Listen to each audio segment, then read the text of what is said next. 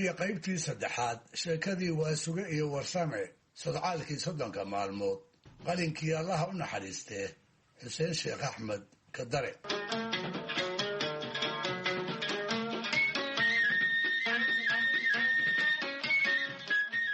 dhegaystayaal labadii qaybood ee tan ka horreysay aan waxay idinka xusuusiyee Waasuge waa reer Shabeellaha Dhexe, Warsamana waa reer Mudug. Waxay ku kulmeen gaari xamar ku socda oo gaalkacyo ka yimid, kaasoo uu Warsame la socday, Waasugana uu Jawhar kaga soo biiray.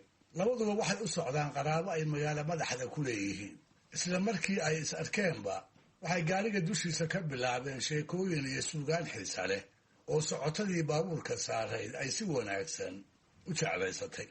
mid waliba degaankii uu ka soo jeeday dhaqan hoosaadka ka jira iyo xoolo ama beero waxa looga nool yahay ayuu ammaanay, isaga oo wuxuu sheegaba gabayo ama heese u soo deliishanaya. hase ahaatee weli iyada oo sheekadooda dhago iyo laab furan lagu dhegaysanayo ayay xamar soo galeen.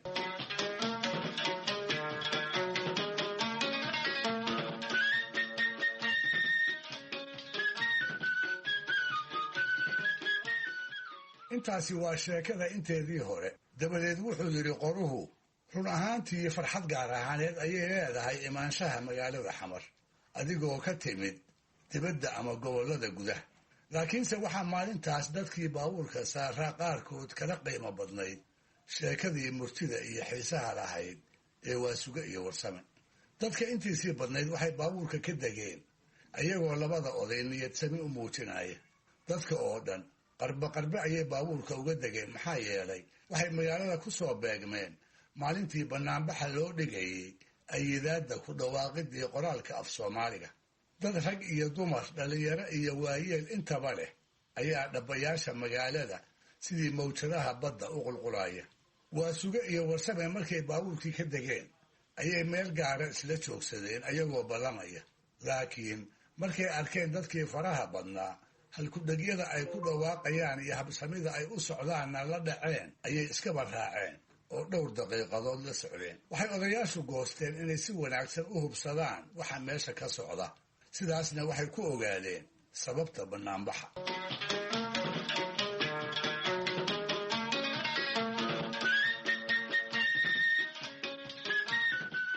aad ayay umuurtaasi odayaashii u saamaysay kadib markii si wanaagsan loogu warramay.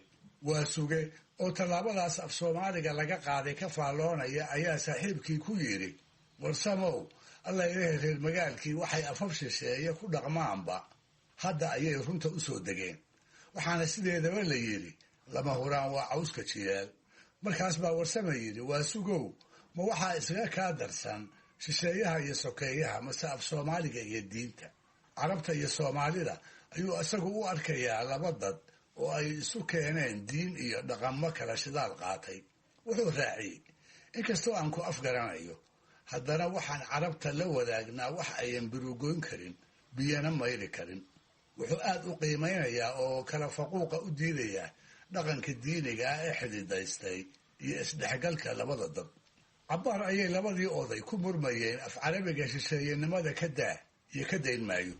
ayaga oo aan isla meel dhigin ayuu Warsame dhex galay faallo kale oo ku saabsan bannaanbaxa.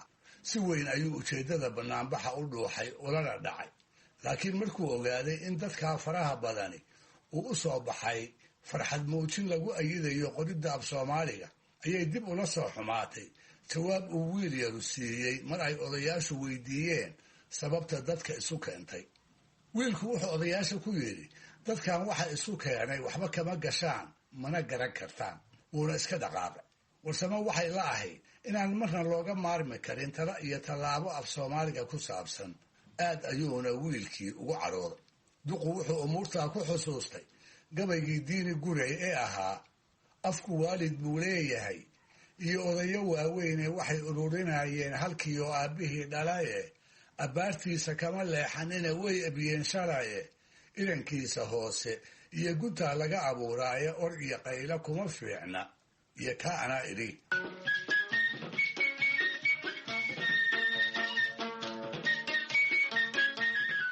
Waasuge iyo Warsame ayaga ayaa isugu dambeeyey dadkii baabuurka ka degay. intayan kala teginna waxay isu sheegeen danta uu mid waliba magaalada u yimid, dadka u jooga iyo meesha laga helo. Isbarasho xiise leh ayaa dhex martay labada oday, waxayna kala tageen ayagoo isleh ilaaheen mar kale hana kulmiyo. Sidaas ayay ku kala dhaqaaqeen, wuxuuna mid waliba markaa bilaabay inuu tiigsado reerihii uu u soo muraaday halkii ay deganaayeen. Warsame wuxuu u soo danaystay walaalkiis oo ah laba xidigle ka tirsan xoogga dalka lana yidhaahdo Dirir, wuxuuna habeenkaa u marti ahaa reer aqoon iyo dhaliya ka dhexaysay si uu uga tilmaan qaato. Subaxdii dambe ayuu u jarmaaday dugsiga tababarka Xalane oo tilmaan lagu siiyey in walaalkii ka shaqeeyo. Wuxuu ku beegmay goor subax ah oo wax la kala agaasimayo. Askartii ilinka ilaalinaysay ayaa markuu Warsame u sheegtay dantuu meesha ka lahaa, waxay taleefon u direen Dirir, duqiina kursi u dhigeen. Intii uu Dirir sugaayey waxyaalo badan ayuu Warsame halkaa ku arkay. Wuxuu arkay askar rag iyo dumarba leh oo koox koox loo cayaarsiinayo. Wuxuu arkay saraakiil si habsan u labisan oo siday u kala sareeyaan u kala saraan qaadanaya. Wuxuu markii ugu horeysay dhagihiisa ku maqlay af Soomaali la isku gaardisiinayo. Wuxuu kaloo halkaa ka faa'iidaystay lana dhacay markii loo sheegay in ciidamada la gaardisiinayo ay ka kooban yihiin askar caadi ah iyo shaqaale loo tababarayo ujeedooyin kala duwan oo waxtar u leh daafaca iyo horumarinta dalka intaba.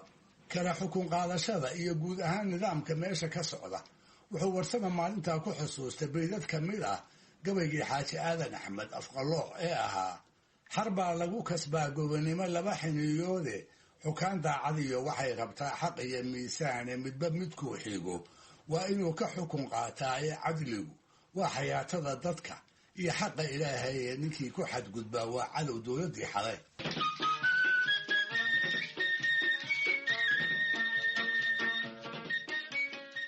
Warsame isagoo ku dhaygaltay daawashada cayaarsiinta ciidamada oo aan dhaga iyo indho kaleba lahayn ayuu arkay Dirir oo korkiisa taagan. Halkaas ayayna iska raaceen kadib markay salaan iyo iswaraysi gaabani si farxadu ku dheehan tahay ay isku dhaafsadeen. Sheekadooda kale ka sokow intii ay u sii socdeen guriga Dirir, Warsame wuxuu arkay jidad iyo daaro fara badan oo uusan magaalada ku ogeyn markii ugu dambaysay. Dirir ayaa duqa si wanaagsan ugu sheegay siday howlahaasi u qabsoomeen iyo qorshaha kale ee meelo kala duwan haatan ka socda. Waxyaalaha looga sheekaynayay waxay duqa ku dhaliyeen su'aal ah in reer magaalku ay wax iska dhisdhisanayaan, reer miyiga inay wax u qabtaanse aysan u soo jeedin, sida baahida ka taagan xagga daaqa, daawada iyo biyaha. Aragtidiisa reer miyinimo ka sokow guud ahaan Warsame aad ayuu umuurtaas u ammaanay, wuxuuna u soo daliishaday mahmaahdii ahayd arrad waa dan, uskagse waa doqonnimo. Dirir ma garan ujeeddada mahmaahdaa ka dambaysa, laakiin Warsame ayaa u fasiray oo yidhi, Dirirow, wakhtigii gumaystuhuna haystay dhibaato kastoona qabataa waxay ahayd dan, laakiin maanta oo ay dowlad Soomaali ay noo taliso haddaanaan wax qabsan waa doqonnimo. Si wanaagsan ayuu Dirir markaan u gartay ujeeddada mahmaahda, wuxuuse jeclaystay inuu oraahdii duqa meel ka saxo. Markaas buu yidhi, Warsamow, maxaad u tiri maanta oo ay dowlad Soomaali ahi noo taliso oo aad u dhihi weyday maanta oo aan dowlad nahay? Warsamana wuu qaatay ra'yigaas isagoo reer miyinimadiisa cudurdaarad ka dhigaya.